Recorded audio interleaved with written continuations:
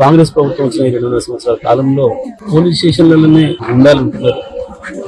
గుండాలు రౌడీల చేతుల్లోనే పోలీస్ స్టేషన్లు నడుస్తా ఉన్నాయి. ప్రత్యేకించి సూర్యాపేట జిల్లాలో గత 2.5 సంవత్సరాల కాలంలో దుర్మార్గమైన పరిస్థితులు నెలకొన్నాయి. ముందే చెప్పి మరి కొడుతున్నారు. పోలీస్ స్టేషన్ పిలిపించి బీఆర్ఎస్ పార్టీ సీనియర్ నాయకులను కూడా కాంగ్రెస్ రౌడీల ముందట నిలబెట్టి అవమానకరంగా మాట్లాడడం, లేదు మీరు కాంగ్రెస్ లో చేరితేనే మీరు పోలీస్ స్టేషన్ కి అడుగు పెట్టాలి అని చెప్పి ప్రజా సమస్య మీద మా సర్పంచ్లను కూడా ప్రజాప్రతినిధులను పార్టీ ప్రతినిధులను కూడా తీవ్రమైన అవమానాలు చేస్తున్నారు. ఇది మేము అనేక సందర్భాల్లో జిల్లా పోలీసు ఉన్నతాధికారుల దృష్టి కూడా తీసుకుపోయినప్పుడు కూడా ఎటువంటి చర్యలు లేవు.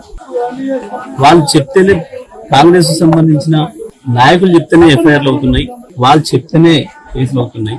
వాళ్ళే దాడులు చేసారు, వాళ్ళే ముందు పోలీస్ స్టేషన్లకు వచ్చి కేసులు పెట్టాడు, మా వాళ్ళను హింస పెట్టు, ఇబ్బంది పెట్టు, నాయకులు పార్టీ మనకు చెప్పి చేసుకోవడం కూడా జరుగుతూ ఉంది. మరి వాళ్ళు ఇక్కడ కూడా ఈ గ్రామం కొంత కక్షలతో కూడుకున్న గ్రామం, దీనికి చరిత్ర ఉంది. గతంలో కూడా మా మాజీ సర్పంచ్ శంకర్ను హత్య చేసేది ఇదే కాంగ్రెస్ బృందాలు.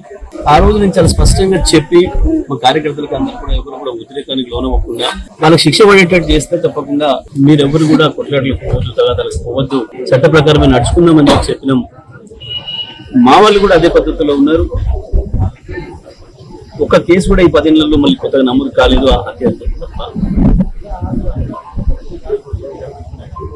ఇవాళ ఆ కేసు ట్రయల్ నడుస్తూ ఉంది, సాక్ష్యాలు నడుస్తూ ఉన్నాయి. ఈ సందర్భంలో మధుతో పాటు మా ఇతర నాయకులను కూడా కాంగ్రెస్ గుండాలు భయపెట్టించడం ప్రారంభం చేశారు. సాక్ష్యాలు చెప్తే మిమ్మల్ని ఇంత చూస్తామని చెప్పి, అయినప్పటికీ కూడా ధైర్యంగా వీళ్ళందరూ కూడా సాక్ష్యం చెప్పొచ్చు. ఎంత దుర్మార్గంగా ఉంది ప్రభుత్వము అంటే సడన్ గా పీపీ గారిని మార్చేసిండ్రు కేసును బలహీనం చేయడం కోసం. పీపీని మార్చినప్పటికీ కూడా మా వాళ్ళు సాక్ష్యం కానీ కుటుంబ సభ్యులు కానీ ధైర్యంగా ఎవరికి లొంగకుండా, ఎటువంటి బెదిరింపులకు లొంగకుండా సాక్ష్యాలు చెప్తూనే ఉన్నారు.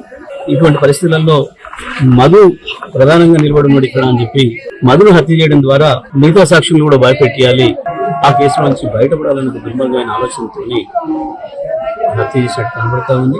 దీంట్లో చాలా స్పష్టంగా పోలీసు వైఫల్యం కనబడతా ఉంది.